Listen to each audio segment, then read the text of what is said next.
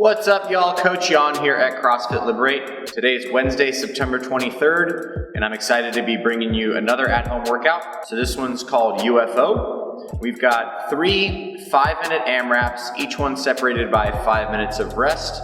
So some nice fast-paced intervals here. And we have a buy-in of some lunges and some farmer's carry. And once we're done with the buy-in there, we won't go back to those, and instead we're gonna work on max reps of a shuttle run. And your score for each round is going to be the total number of shuttle runs you complete up to that 5-minute mark, and then the grand total across all 3 rounds will be your final score. We want to make sure that our buy-in does not take more than 4 minutes. We want to have at least 1 minute for those shuttle runs, so adjust your weights and reps accordingly. Alright, let's take a look at our warm-up for UFO. So today we're going to go 3 rounds, starting with 10 slow shuttle runs,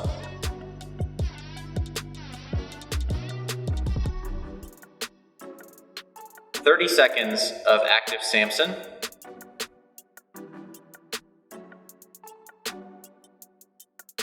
and then 30 seconds of single leg glute bridges per leg. Once you finish your 3 rounds, we'll go into some mobility work. We'll hit a couch stretch for 90 seconds per leg.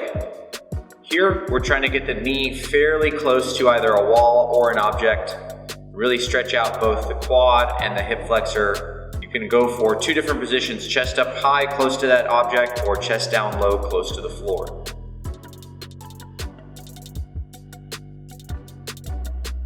All right, let's take a close look at UFO. So we have an AMRAP 5, 50 rear step odd object lunges, 200 meter odd object farmer's carry, and max 10 meter shuttle runs in the time remaining.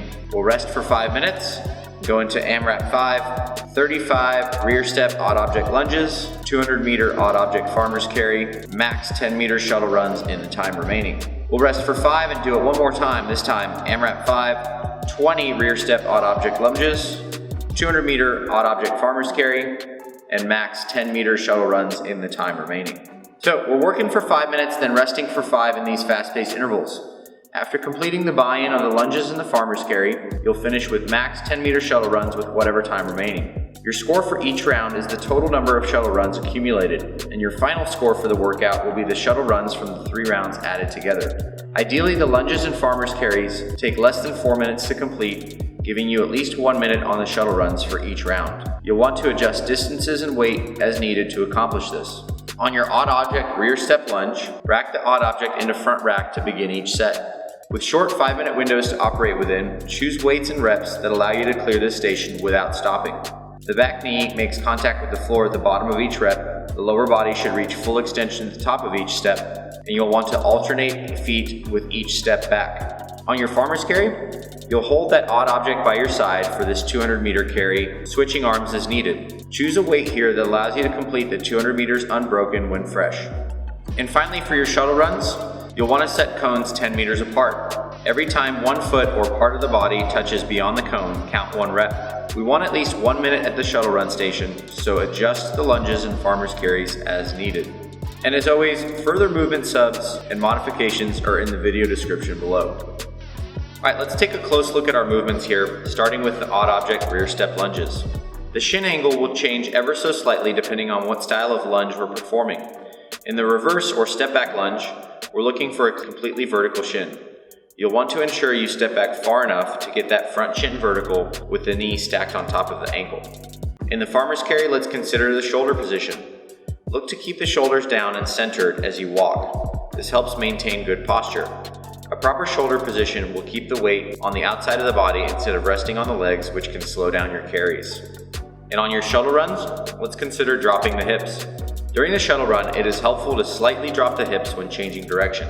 This puts the body in a better position to transition towards where we want to go than a completely upright position does. As you approach the cone, drop the hips and get the body weight leaning in the opposite direction. With the shuttle runs being the scored portion of the workout, the little things add up to the big things. Alright, so some strategy advice for this one. So knowing that we're finishing with max shuttle runs, We really want to try to sell out and get as many reps in as we can before the end of that 5-minute interval. And then with our first 2 movements, you basically want to try to move through those with a sense of urgency, knowing that you have to sell out on those shuttle runs. Once you get to the shuttle runs, it's all about getting the legs churning immediately, knowing you only have about a minute there. And again, we're trying to sell out and rack up as many reps as possible. All right, y'all, make sure you get after this workout. As always with CrossFit, we want to bring intensity to our work. That is where the results lie. And then make sure that you're tracking your workout somehow, whether it's in a notebook or an app like SugarWOD. We want to be showing progress over time. That's how we know we're getting fitter. And then if you plan on coming back to the gym, cannot wait to see you in person and coach you in real life.